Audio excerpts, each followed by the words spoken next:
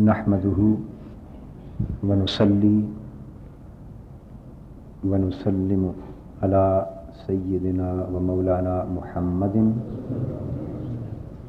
رسوله النبي الأمين المكين الحنين الكريم الرؤوف الرحيم.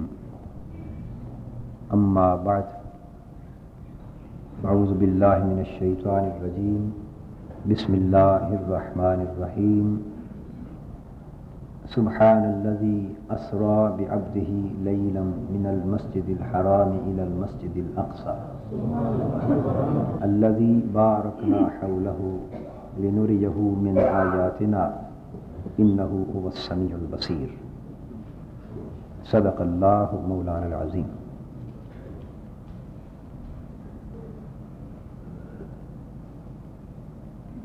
محترم مشائخ و علماء کرام و معزز خواتین و حضرات، اللہ رب العزت کا فضل و کرم ہے کہ اس نے اپنی توفیق خاص سے ہمیں یہ جمعہ عطا فرمایا جس کی تاریخ قول مشہور کے مطابق عین واقعہ معراج کی تاریخ ہے، یعنی آج 26 رجب المرجب ہے اور آنے والی رات 27ویں رجب کی رات ہے۔ یہ بھی آپ جان چکے کہ واقعہ معراج کب پیش آیا، اس پر سن اور تاریخ کے اعتبار سے بعض علماء میں اختلاف پایا جاتا ہے، لیکن قول معروف یہ ہے کہ 11ویں سن نبوت میں، یعنی حضور نبی اکرم صلی اللہ تعالی علیہ وآلہ وسلم کے اعلان نبوت کا 11واں سال تھا جب اللہ جل مجدہ نے حضور علیہ الصلاۃ والسلام کو شرف معراج سے بہرور فرمایا۔ معراج کے اس عظیم شرف سے حضور نبی اکرم صلی اللہ تعالی علیہ وآلہ وسلم کو کیوں بہرور کیا گیا اور اس انفرادی خصوصیت سے اس موقع پر آپ کو کیوں نوازا گیا، اس کی اصل حکمت تو اللہ ہی کو معلوم ہے یا اس کے رسول صلی اللہ علیہ وآلہ وسلم، لیکن علماء کرام حسب استطاعت اپنی اپنی بساط علم و فہم کے مطابق مختلف حکمتیں بیان کرتے چلے آ رہے ہیں۔ اس وقت میں ان میں سے فقط 2 حکمتوں پر گفتگو کرنا چاہتا ہوں۔ ایک بات اس موقع پر حضور علیہ الصلاۃ والسلام کو شرف معراج سے بہرور کرنے کی یہ ہے کہ جب حضور نبی اکرم صلی اللہ تعالی علیہ وآلہ وسلم کے اعلان نبوت کا 7واں سال شروع ہوا۔ آپ جانتے ہیں کہ اعلان نبوت اور بعثت کے پہلے ہی دن سے آپ پر طرح طرح کے مصائب و آلام ٹوٹے، مخالفتوں، دشمنیوں، عداوتوں، سازشوں اور مخاصمتوں کے جال بچھائے گئے۔ اعدائے دین نے اور حضور علیہ الصلاۃ والسلام کے دشمنوں نے، کفار و مشرکین نے آپ کو تکلیف دینے اور اذیت دینے میں کوئی دقیقہ فرگزاشت نہ کیا۔ اس کی تفصیلات بھی آپ سیرت النبی کے بیان میں اور حضور علیہ الصلاۃ والسلام کی سوانح حیات کے بیان میں جو مسلسل 2 سال تک جاری رکھتے رہے ہیں آپ سن چکے ہیں۔ 7ویں سال اہل مکہ نے اور قریش نے مل کر یہ فیصلہ کیا کہ ہمارا کوئی بھی مخاصمانہ اور معاندانہ عمل اس نبی کو صلی اللہ علیہ وآلہ وسلم کو اللہ کی راہ کی دعوت اور تبلیغ سے نہیں روک سکا، اور ان کے حوصلے پست نہیں ہو سکے۔ ان کے عزائم مسلسل بلند سے بلند تر ہوتے چلے گئے۔ سو کوئی ایسا کام کیا جائے جس سے اپنے دین کی دعوت، تبلیغ اور ارشاد کا کام ان کے لیے ناممکن ہو جائے۔ تو ان سب لوگوں نے مل کر معاشرتی سطح پر حضور علیہ الصلوۃ والسلام اور حضور علیہ الصلوۃ والسلام کے پورے خاندان کے ساتھ مقاطعہ کا، بائیکاٹ کا فیصلہ کیا۔ تو آپ کے خاندان کے اکثر لوگ جہاں رہتے تھے، ایک اونچی جگہ تھی، اس میں ان کو بند کر کے، محصور کر کے، پورے شہر مکہ کا، عوام کا، خواص کا، قریش کا اور آنے جانے والوں کا رابطہ ان سے کاٹ دیا گیا۔ نہ حضور علیہ الصلوۃ والسلام کے خاندان کا کوئی فرد اب باہر جا سکے اور نہ باہر سے کوئی اندر آ کر انہیں مل سکے۔ حضور علیہ الصلوۃ والسلام کے دادا جان حضرت سیدنا عبد المطلب، وہ تو جب آپ کی عمر مبارک 8 برس تھی اس وقت سے ہی انتقال کر چکے تھے، اور والد ماجد کا انتقال حضور کی ولادت با سعادت سے بھی پہلے ہو چکا تھا، اور والدہ ماجدہ کا انتقال بھی حضور کے بچپن میں ہی ہو گیا۔ اب آپ کی کفالت اپنے چچا حضرت ابو طالب کے پاس تھی، اور وہ باوجود ہزارہ مخالفتوں اور مخاصمتوں کے حضور علیہ الصلوۃ والسلام کا ساتھ دیتے چلے آ رہے تھے۔ سو وہ بھی اس معاشرتی مقاطعہ کا شکار ہوئے، اور بائیکاٹ میں وہ بھی حضور علیہ الصلوۃ والسلام کے ساتھ تھے۔ حضور علیہ الصلوۃ والسلام کی زوجہ مطہرہ تھی، یعنی یہ دو رشتہ داروں میں، یا خاندان کے اندر قریبی خونی رشتہ داروں میں دو سہارے تھے۔ سہارے سے مراد جن سے انسان مصائب اور آلام کی گھڑیوں میں اپنی طبیعت میں سکون پاتا ہے۔ حضرت خدیجہ الکبریٰ رضی اللہ تعالی عنہا، یہ بھی حضور علیہ الصلوۃ والسلام کے ساتھ تھے۔ سو 7ویں سال سے لے کر 10ویں سال تک پورے 3 برس معاشرتی مقاطعہ جاری رہا، یہ سوشل بائیکاٹ جاری رہا۔ وہ 3 برس یہ نظر بندی کا زمانہ تھا، کنفائنمنٹ کا زمانہ تھا، قید و بند کی صعوبتیں تھیں، حتیٰ کہ کئی بار ایسے مواقع آئے کہ کھانے پینے کو بھی کچھ نہ تھا۔ اور اللہ بہتر جانتا ہے، اور میں تفصیل سے پہلے عرض کر چکا ہوں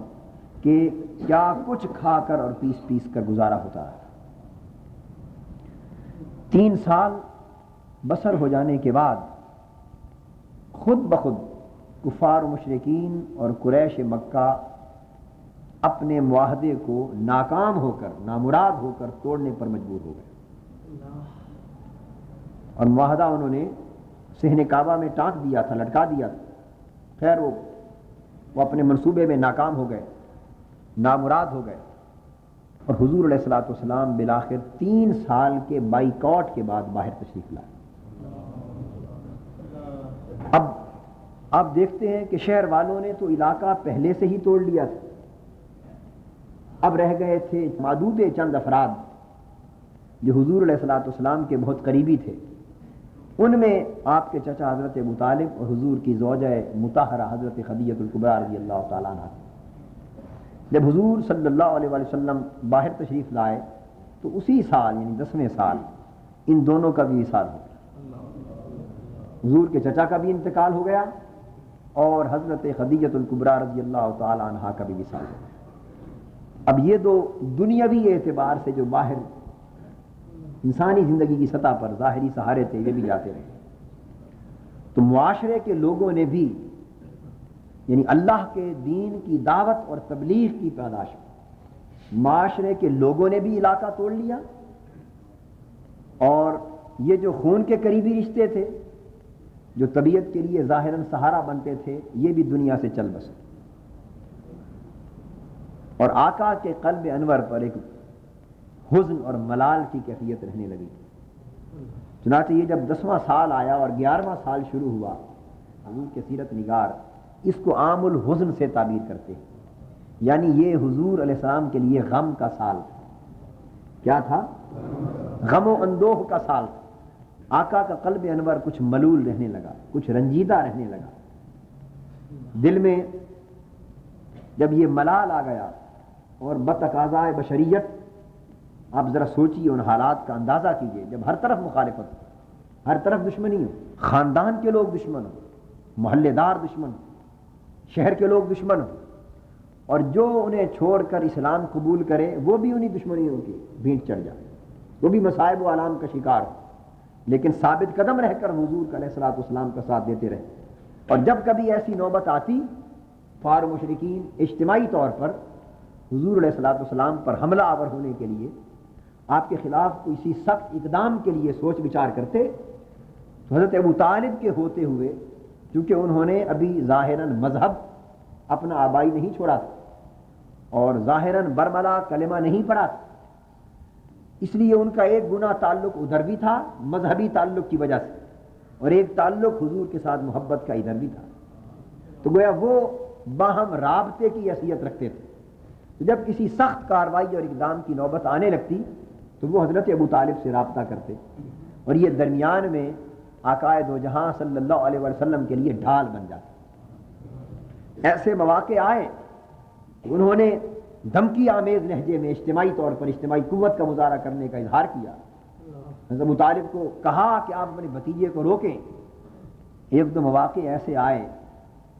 کہ صاحب ظاہر ہے جو استقامت اور استقلال آقا دو جہاں کو نصیب تھا، وہ کیفیت یہاں تو ممکن نہ تھی، تو ایسے مواقع آئے کہ انہوں نے ایک بار آ کر عرض کر دیا کہ میرے بھتیجے محمد صلی اللہ علیہ وسلم، خدا را مجھ پر اتنا بوجھ نہ ڈال کہ میرے کندھے اٹھا نہ سکے، یعنی اب مخالفت کا بوجھ بہت بڑھ گیا ہے۔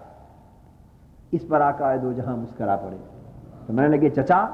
میرا تکیہ اور بھروسہ آپ پر بھی نہیں ہے،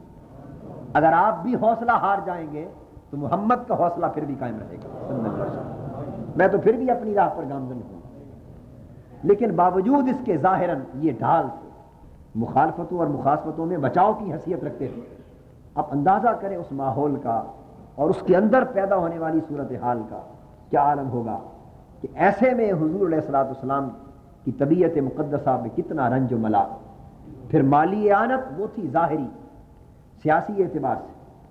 اجتماعی مخالفت میں روک تھام کے اعتبار سے چچا کی ذات تھی، اور دین اسلام کی اٹھتی ہوئی اس تحریک کو تقویت دینے کے اعتبار سے مالی اعانت کی راہ حضرت خدیجہ الکبریٰ کی۔ ان کا سامان تجارت، ان کا مال و دولت، ان کا کاروبار، جب سے وہ حضور علیہ الصلوۃ والسلام کے عقد زوجیت میں آئی تھی، اور پھر اس کے بعد جب سے حضور علیہ الصلوۃ والسلام نے اعلان نبوت فرما دیا تھا، تو جب سے بحیثیت زوجہ کے ان کو شرف اور دولت اسلام قبول کرنے کا شرف نصیب ہوا تھا، اس دن سے ان کی ساری دولت اسلام کی راہ پر خرچ ہونے لگی تھی، اور جب بھی جس مرحلے پر اسلام کو مال و دولت کی ضرورت پڑی، حضرت خدیجہ الکبریٰ رضی اللہ تعالیٰ عنہ کا سارا مال و دولت حضور کے قدموں پر نچھاور تھا۔ آج یہ رشتہ بھی ٹوٹ گیا، اب قلب اطہر رنجیدہ ہو گیا، ایک ملال، ایک حزن، بتقاضۂ بشریت کچھ دکھی رہنے لگے، اس لیے اس سال کو عام الحزن کہتے ہیں۔ اب طریقہ یہ ہوتا ہے کہ بیٹا دکھی ہو اور رنجیدہ ہو اور اس حال میں گھر آئے تو مائیں مسکرا کر سینے سے لگا لیتی اور بیٹے کے دکھ دور ہو جاتے۔ بیٹا دکھی ہو، ملول ہو، باپ اپنی شفقت پدری سے اس کا ازالہ کر دیتا۔ شوہر دکھی ہو، ملول ہو، حالات پریشان کر دیں تو وفا شعار بیویاں گھر میں آ کر اپنے حسن سلوک اور حسن محبت سے اس کا ازالہ کر دیتی۔ چچا یا ایسے لوگ جو کفالت کا فریضہ انجام دے رہے ہوں، وہ اپنی محبت و شفقت کی فراوانی کے ساتھ اس کمی کی تلافی کر دیتے۔ لیکن جب ہر طرف حالات مخالفانہ ہی مخالفانہ ہو گئے اور معاندانہ ہی معاندانہ ہو گئے، اور ایسے حالات میں کوئی دکھی دل کا ظاہراً سہارا بننے والا نہ رہا، اور اس رنج و ملال کا ازالہ کرنے کے لیے کوئی پیار بھرے بول بولنے والا بھی نہ رہا، کہ جس سے عارضی طور پر ظاہراً بتقاضائے بشریت انسان جس ڈھارس کو چاہتا ہے وہ ڈھارس بن جائے، تو ایسے حالات میں اللہ پاک نے چاہا، فرمایا جبرائیل اب میرا محبوب رنجیدہ ہے، اس کا قلب، اس کا پیارا پیارا دل ملول ہے، اب اس وقت دنیا کی کوئی آسائش بھی اسے مل جائے اور کوئی ظاہری راحت کا سامان بھی مل جائے تو اس کا رنجیدہ دل، دکھی دل اس وقت سکھ نہیں پا سکتا، راحت جاں اسے نصیب نہیں ہو سکتی، آج اس کی ظاہری پریشانیوں کا ازالہ نہیں ہو سکتا۔ اس کی فقط ایک صورت ہے، اور وہ یہ صورت ہے کہ تو جا اس کو لے آ، ہم اسے اپنے پاس بلائیں اور اپنے سارے پردے اٹھا دیں اور اس کی نگاہیں جو ہرا کے وقت سے میرے جمال کو دیکھنے کے لیے ترس رہی ہیں، آج اپنے سر کی آنکھوں سے میرے جمال حسن کو دیکھ لیں۔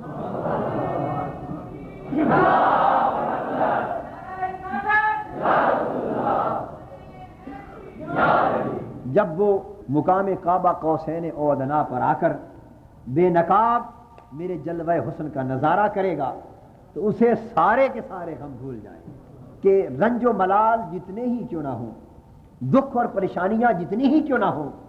جب محبوب کا مسکراتا ہوا چہرہ سامنے آ جائے اور محبوب سے ملاقات میں خلوت نصیب ہو جائے تو پھر محبت کرنے والوں کے نزدیک دکھ اور ملال کا وجود باقی نہیں رہتا۔ پھر وہ کہتا ہے کہ دکھو تم اگر اور امڑ کر بھی آ جاؤ، اور اگر ان دکھوں کے نتیجے میں اور رنج و ملال کی آندھیوں کے نتیجے میں اور مخالفتوں اور سازشوں کے نتیجے میں بالآخر قسمت کا ستارہ یوں چمکنا ہے کہ جو رنج بڑھے تو محبوب کا قرب نصیب ہو اور محبوب کا دیدار نصیب ہو، تو پھر تو وہ اور رنجوں کو طلب کرتا ہے کہ دکھو تم اور آؤ تاکہ محبوب کے دیدار کا راستہ اور صاف ہو۔ تو اس سے بہتر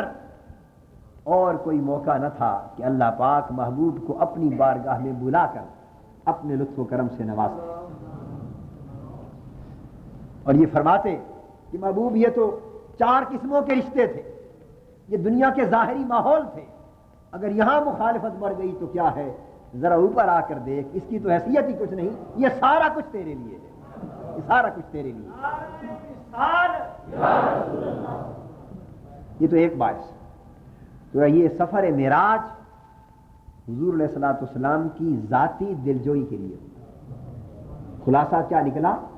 حضور علیہ الصلوۃ والسلام کی ذاتی دلجوئی کے لیے ہوا، اور یہ تو دلجوئی کا ایک سبب تھا جس کا تعلق حضور علیہ الصلوۃ والسلام کی ذات اقدس سے تھا اور دشمنوں کی مخالفتوں سے اور آقا دو جہاں کی ذات پاک سے تھا۔ اب دلجوئی کی ایک بنیاد اور بھی تھی، اور وہ تھی حضور علیہ الصلوۃ والسلام کی نسبت امت۔ ایک دکھ حضور کو امت کا بھی لگا ہوا ہے، اور میں یہ سمجھتا ہوں کہ شاید آقا دو جہاں کی رنج و الم کی شدت وہ ذاتی مصائب کی وجہ سے تو نہیں ہوگی، اور اگر ہوگی تو بشری تقاضوں کے تحت عارضی اور کم ہوگی، لیکن اصل شدت جو حضور کے دکھ کی تھی وہ اس امت کا غم تھا کہ جس کو بچانے کے لیے آقا آئے تھے وہ بچانے کی راہ کی طرف آتے نہ تھے۔ یہ غم آقا دو جہاں کو رنجیدہ کیے جا رہا تھا۔ صحیح بخاری میں آتا ہے کہ حضور علیہ الصلوۃ والسلام کو اللہ تبارک و تعالیٰ نے جب ایک رات آقا دو جہاں سو رہے تھے، آرام فرما رہے تھے، جبرائیل امین آئے حکم الہی سے اور آ کر عرض کیا، آقا امت تو آپ کی اتنی گنہگار ہے، یہ سب باتیں محب اور محبوب کے درمیان پیار کی رازداری کی باتیں ہو گئی، امت اتنی گنہگار ہے اور ہلاکتوں کے گڑھے میں گرتی جا رہی ہے، تو کیا ایسے میں بھی آپ کو چین کی نیند آتی ہے؟ یہ سوال کیا۔ بس آقا دو جہاں اٹھ گئے، بطحائے مکہ میں حضور کو لے جایا گیا اور قیامت تک ہونے موجود اور ہونے والی امت کے گناہوں کے سارے احوال آقا کو دکھا دیے گئے۔ اس پر حضور علیہ الصلوۃ والسلام کی راتوں کی نیند چشمان مقدس سے جاتی رہی، نیند اڑ گئی۔ اب دوسرا دکھ امت کا تھا، نیند جاتی رہی۔ اب ساری رات حضور علیہ الصلوۃ والسلام رونے لگے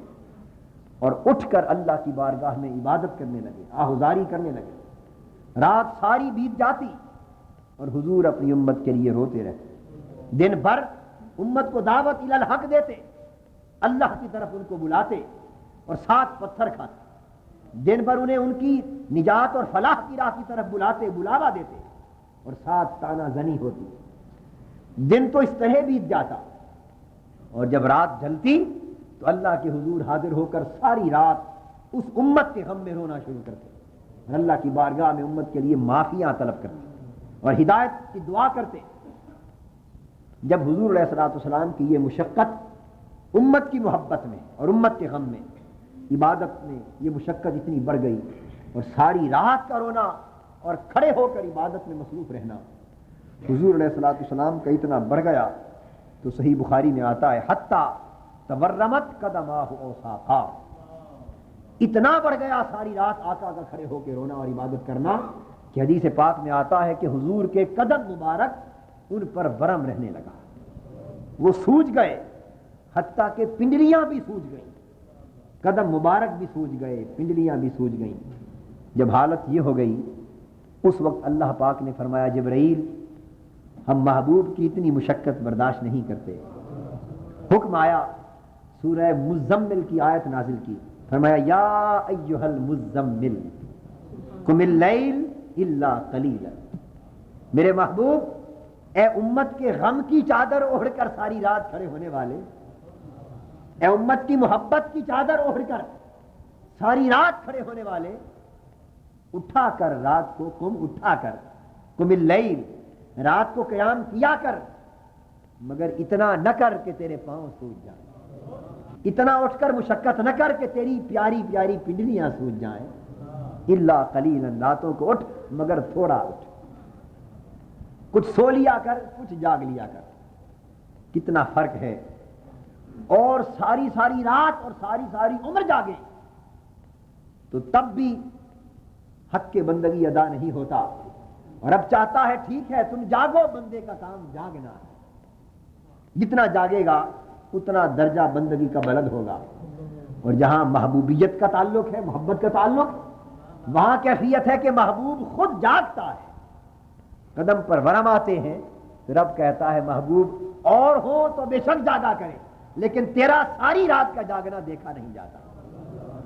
تیرا اپنی میری عبادت میں بھی اتنا مشقت میں پڑنا دیکھا نہیں جاتا، تو کچھ جاگا کر کچھ سویا کر، نصفہ او انقص منہ قلیلا اور زد علیہ ورتل القرآن ترتیلا، رات کو کچھ جاگا کر،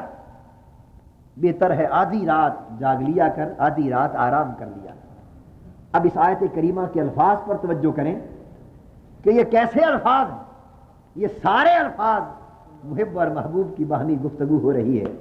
اور کیسی میٹھی میٹھی باتیں ہیں، یعنی بات بڑے ایک واضح اور صریح حکم کی صورت میں بھی ہو سکتی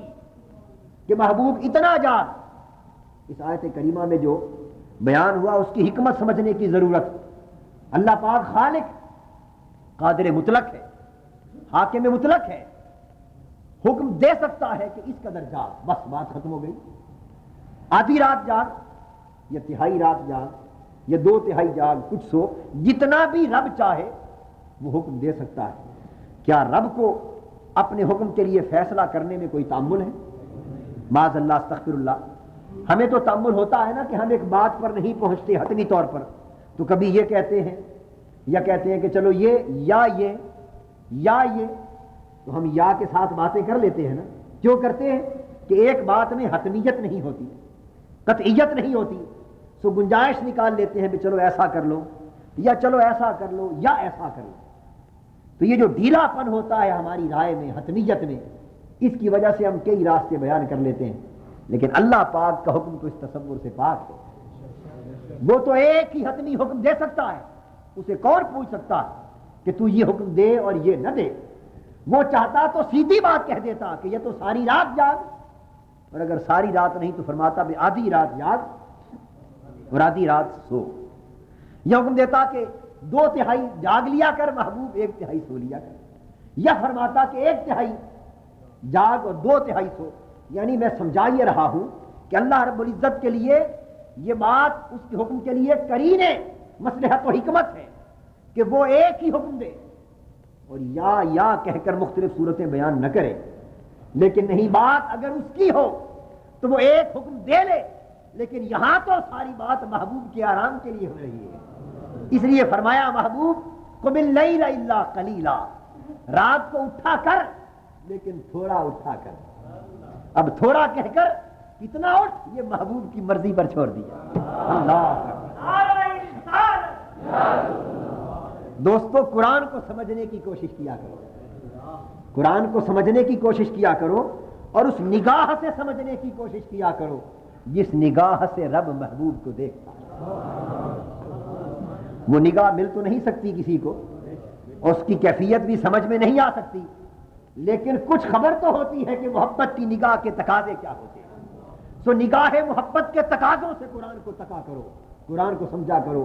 پھر مقام و منصب نبوت بہت جلد سمجھ میں آ جائے گا، پھر توحید بھی سمجھ آئے گی، رسالت بھی سمجھ آئے گی، اور توحید و رسالت کے عقیدے میں جو جھگڑے ہو گئے ہیں، جو ہم نے ڈال لیے ہیں، یہ جھگڑے بھی خود بخود ختم ہو جائیں گے۔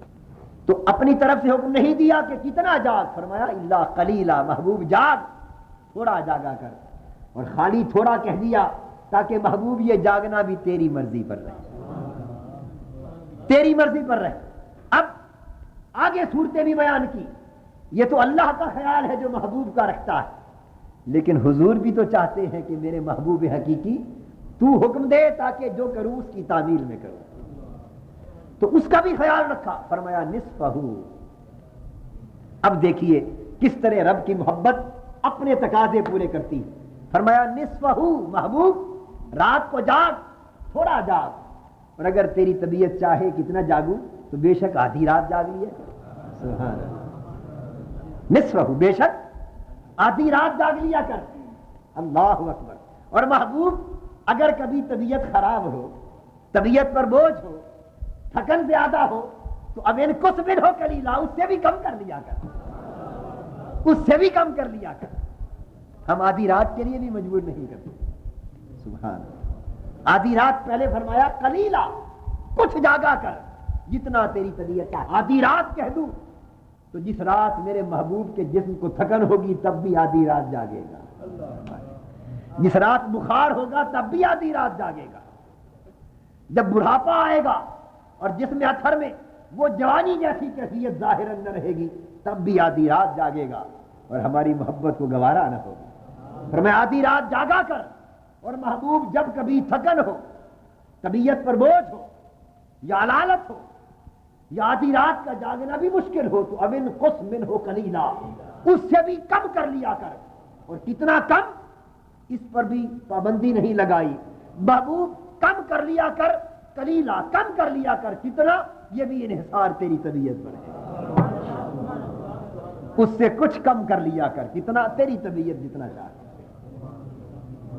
تیری طبیعت جتنا چاہے۔ جس طرح تو میری عبادت کی فکر کرتا ہے، میں ہر وقت تیرے آرام کا خیال کرتا ہوں، تیری دھن میری عبادت ہے، اور محبوب میری دھن تیرا آرام، کہ تجھے راحت رہے،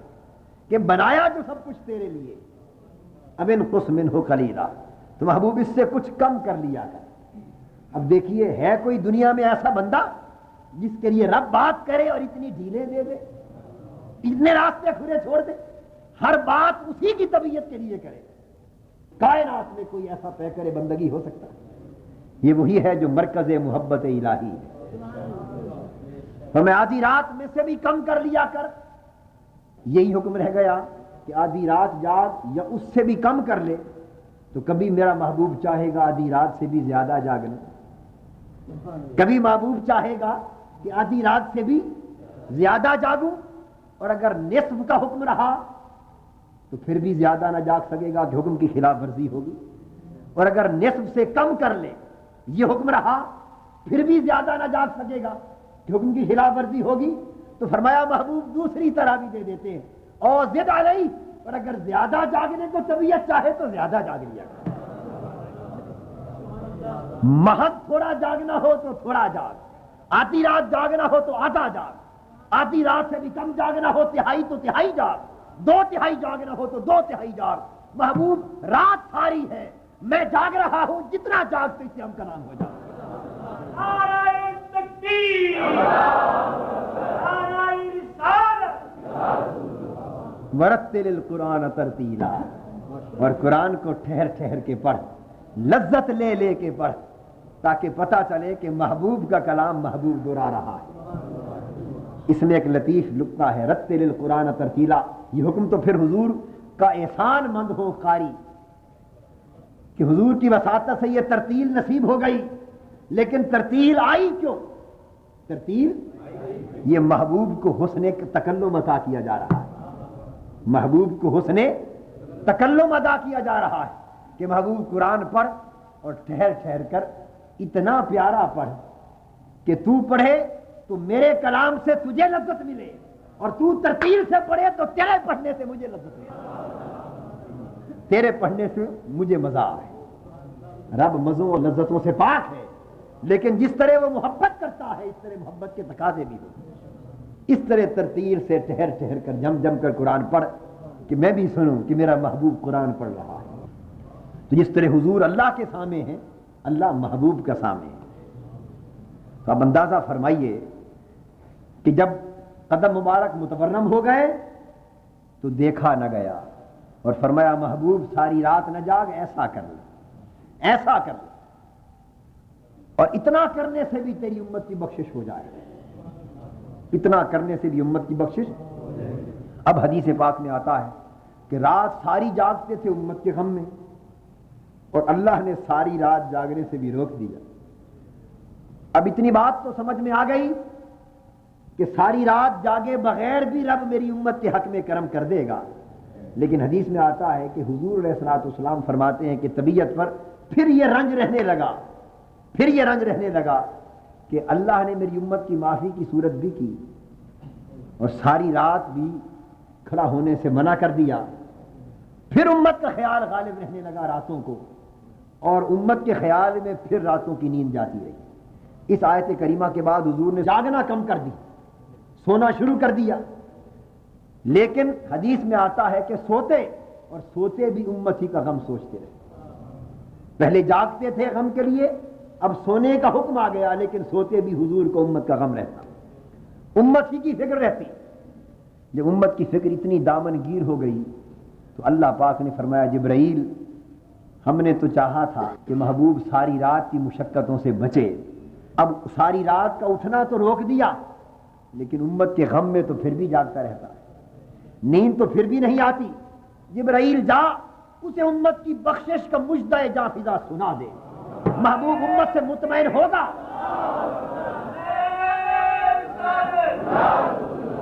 میرا محبوب اپنی امت کے غم سے مطمئن ہوگا، اس کی مغفرت اور بخشش کی گارنٹی ملے گی، تو پھر محبوب کی آنکھوں میں نیند آئے گی۔ ارے دیکھے تو صحیح کہ کبھی محبوب کے متورم قدم دیکھتا ہے، ذرا رب اور اس کے محبوب کے تعلق کو سمجھیے۔ بھئی قدموں پہ جو ورم آئے تو انہی ورموں کو حتیٰ تورمت قدمہ ہو، ورم دیکھے تو منع کیا کہ محبوب ساری رات نہ جاگ، تو خدا کی نگاہ کہاں پڑی؟ کہاں پڑی؟ محبوب کے قدموں پہ پڑی۔ اور ساکا ہو، پنڈلی پہ ورم آئے، روکا محبوب ساری رات نہ جاگ، تو رب کی نگاہ کہاں پڑی؟ مقصد یہ ہے یہ بات دہرانے کا کہ کبھی محبوب کے سراپے کو دیکھتا ہے، کبھی محبوب کے سراپے کو دیکھتا ہے، اور قرآن خود گواہی دیتا ہے۔ جب دشمنوں کے تانوں سے حضور علیہ الصلوۃ والسلام کے قلب انور پر رنج آتا، دکھ اور غم آتا، اور قلب مبارک بجر ہوتا، تو باری تعالیٰ ارشاد فرماتے وَاصْبِرْ لِحُکْمِ رَبِّكَ فَإِنَّكَ بِأَعْیُنِنَا، میرے محبوب تو غیروں اور دشمنوں کی تانا زنیوں پر پریشان نہ ہوا کر، اپنے رب کی خاطر صبر کر، اور انہیں نہ دیکھ، بس یہ جان کر خوش رہا کر کہ میری آنکھیں تیری طرف لگی رہتی۔ فَإِنَّكَ بِأَعْیُنِنَا، محبوب بے شک ہر گھڑی تو ہماری نگاہوں میں ہوتا ہے، تو ہماری نگاہوں میں ہوتا ہے۔ تو کتنی بڑی بات ہے جب رب محبوب سے کہے کہ محبوب اور کوئی دشمنی کرے یا دوستی، اور کوئی دشمنی کرے یا دوستی، اس کا خیال نہ کر،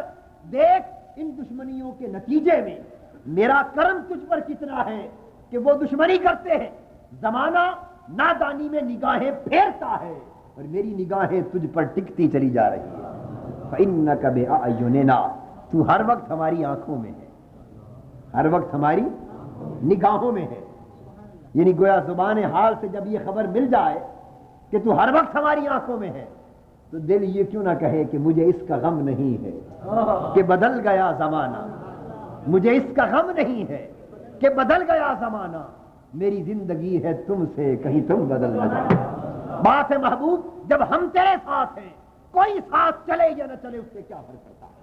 فَإِنَّكَ بِأَعْیُنِنَا، تو میری نگاہوں میں۔ تو کیا پتا چلا کہ رب ہر وقت حضور کے سراپے کو تکتا ہے، ہر وقت حضور کے سراپے کو تکتا ہے۔ فرمایا جبرائیل،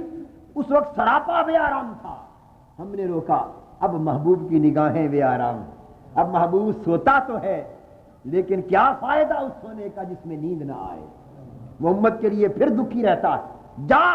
اب میری طرف سے محبوب کو اس کی امت کی مغفرت کی بشارت دے دے۔ فرمایا انا فتحنا لک فتحا مبینا، لیغفر لک اللہ ما تقدم من ذنبک وما تأخر، محبوب اب غم نہ کر، ہم نے تیرے لیے کھلی فتح کو کھول دیا، اور وہ تیری امت کے گناہ جو پہلے گزر چکے وہ بھی بخش دیے، جو بعد میں ہوں گے وہ بھی بخش دیے۔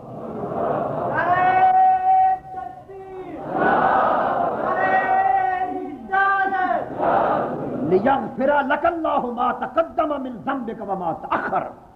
جو پہلوں کے گناہ ہوئے رب وہ بھی بخشے گا، جو پچھلوں کے ہوں گے رب وہ بھی بخشے گا۔ اس سے گویا شفاعت کا مژدہ جاں فضا مل گیا۔ محبوب تجھے قیامت کے دن کھڑا کر لوں گا، وَلَسَوْفَ يُعْطِيكَ رَبُّكَ فَتَرْضَىٰ، اور اتنا عطا کروں گا تیری امت کی بخشش و مغفرت، اتنی عطا کروں گا کہ دیتا جاؤں گا، اور تجھ سے پوچھوں گا محبوب بتا اب راضی ہے، بتا اب راضی ہے؟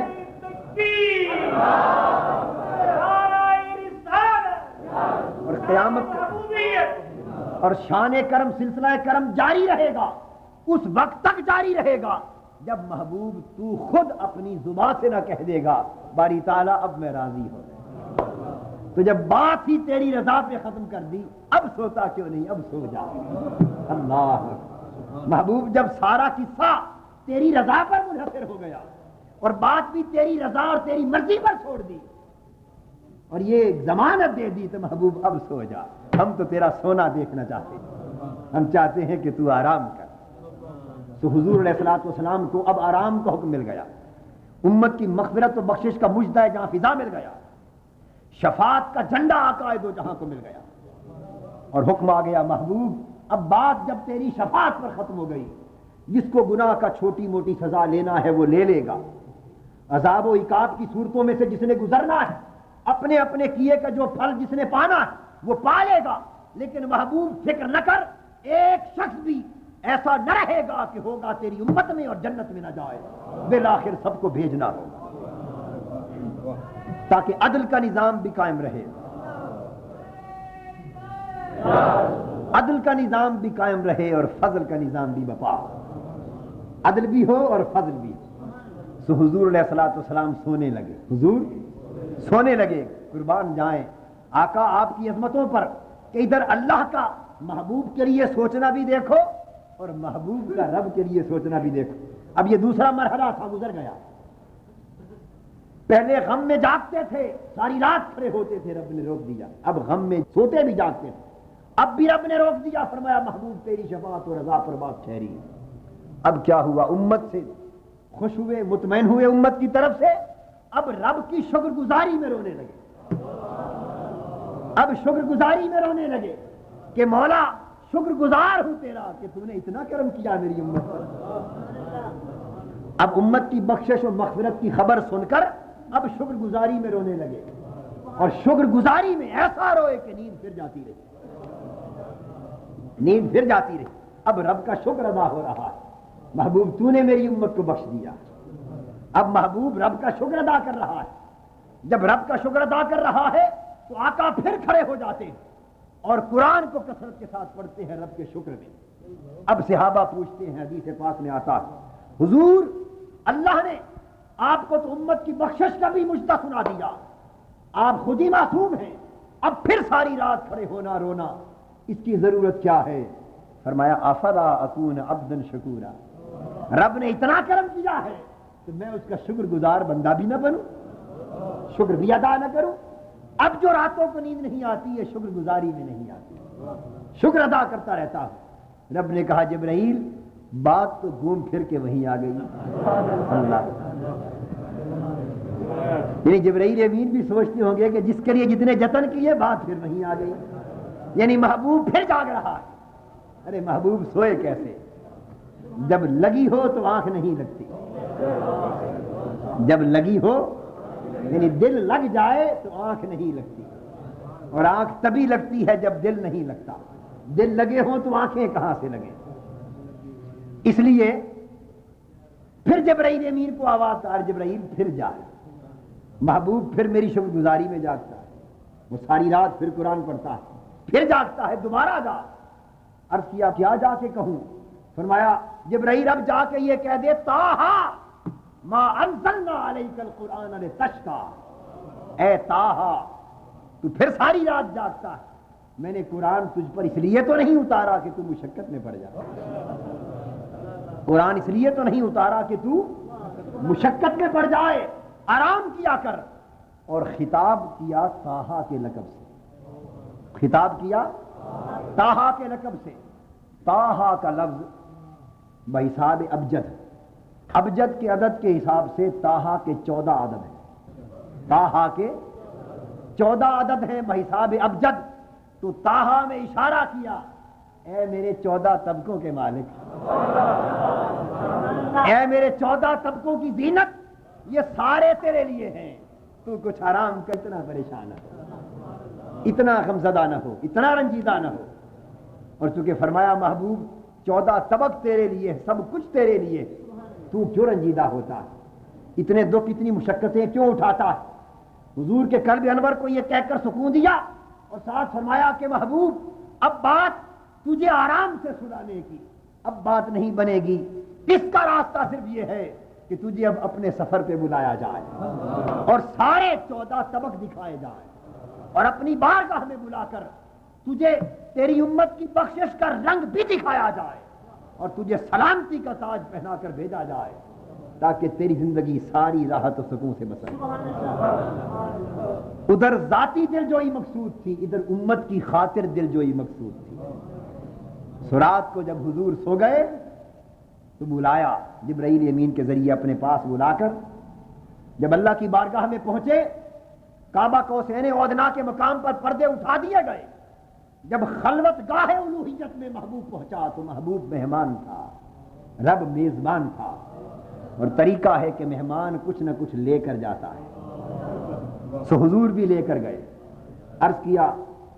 التحیات للہ والصلوات والطیبات، میرے مولا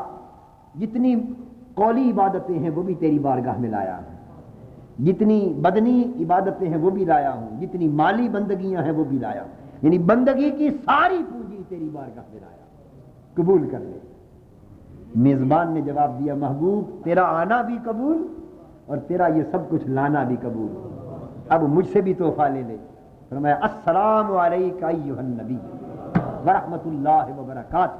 محبوب تجھے بلایا اس لیے تھا کہ اپنا چہرہ بھی دکھا دوں اور جاتے ہوئے تجھے سلامتی کا تاج پہنا۔ اے میرے محبوب تجھ پر سلام اور اللہ کی رحمتیں ہوں اور اس کی برکتیں ہوں۔ 3 چیزیں حضور لے گئے تھے، 3 چیزیں رب نے عطا کی۔ حضور التحیات، الطیبات اور الصلوات لے کر گئے تھے، رب نے سلام عطا کیا، رحمات عطا کی، برکات عطا کی، حضور نے بھی قبول فرما لی۔ لیکن فرمایا باری تعالیٰ بات اگر یہیں ختم ہو جائے تو بات تو وہیں کی وہیں رہی، مسئلہ تو امت کی دلجوئی کے لیے تھا اور تو نے مجھے سلامتی عطا کر دی، جب تک امت کو سلامتی نہ ملے میں کیسے جاؤں؟ فرمایا السلام علینا وعلی عباد اللہ الصالحین، رب کریم یہ سلامتی کا تاج فقط مجھے ہی نہ پہنا، ساتھ میری گنہگار امت کو بھی عطا کر۔ فرمایا جا تیری محبوب تیری امت کو بھی سلامتی۔ تو حضور کے تحائف بھی ہو گئے، حضور بھی کلام کر چکے، پھر رب بھی کلام کر چکا، اور حضور کے اس صدق کا عالم یہ کہ امت کو وہاں خلوت گاہ الوہیت امت کے غم کو شریک بھی کر چکے، امت کے لیے بھی سلامتی کی دولت لے چکے۔ جب رب اور اس کے محبوب کا یہ کلام ہو چکا تو ملائک کی کائنات کا ایک اعلیٰ ترین فرشتہ جس کو خبر ہوئی کہ رب نے یہ کہا اور محبوب نے یہ کہا باذن الہی، اتنا کچھ، اس نے کہا اشہد ان لا الہ الا اللہ واشہد ان محمدا عبدہ ورسولہ۔ تو پہلا کلام حضور کا ہوا، دوسرا کلام رب کا ہوا، تیسرا کلام پھر حضور کا ہوا۔ جب جانے والے اور بلانے والے کے کلام ہو چکے تو تصدیق کہ واقعی رب کریم دیکھا ہے کہ تو بھی سچ ہے اور تیرا محبوب بھی سچ ہے، تو نے بھی حق ادا کر دیا، تیرے محبوب نے بھی حق ادا کر دیا۔ گواہی دیتے ہیں کہ تیرے سوا رب کوئی نہیں اور تیرے محبوب کے سوا اتنا کامل بندہ اور رسول کوئی نہیں۔ حضور لوٹے اور چونکہ امت کی دلجوئی کے لیے سفر ہوا تھا تو امت کو حکم ملا کہ تم بھی نماز پڑھو، اور یہ جو شب معراج جو کلام ہوا اس کو نماز کا حصہ بنا کر تم بھی دہرایا کرو، تم بھی دہرایا کرو، اور حکایت جان کر نہ دہرایا کرو، اپنی طرف سے کہا کرو، اپنی طرف سے کہا کرو کہ وہ نبی جو تمہارے لیے سلامتی لے کر آئے ہیں جب السلام علیکہ ایھا النبیوں پر پہنچو تو دل میں حضور کو حاضر پاؤ، دل میں حضور کو موجود پاؤ اور حضور کی شخصیت مقدسہ کا تصور کرو۔ امام غزالی فرماتے ہیں وَاحْذُرْ فِي قَلْبِكَ النَّبِيَّ وَشَخْصَهُ الْكَرِيمُ وَقُلِ السَّلَامُ عَلَيْكَ أَيُّهَا النَّبِيُّ۔ جب یہاں پہنچو تو تصور کرو کہ میرا آقا میرے دل کے محل میں جلوہ گر ہے، وہ سلامتی والے تاج کا آقا میرے دل کے محل میں جلوہ گر ہے، اور حضور کے رخ زیبا کو التحیات کے دوران اپنی چشم تصور میں دیکھو، اور دیکھ کر جس طرح غلام آقا کی خدمت میں سلام عرض کرتا ہے، عرض کرو آقا آپ پر سلام۔ تو حضور وہاں پہنچے تو معراج ہوا۔ تم اس حال میں جب اپنے آقا کو سلام کر دو گے تو تمہارے ایمان کبھی معراج ہو جائے گا، اور یہ نماز معراج بن جائے گی۔ اللہ پاک ہمیں معراج کی حقیقت اور نماز کی حقیقت عطا کرے۔ وما علینا الا البلاغ۔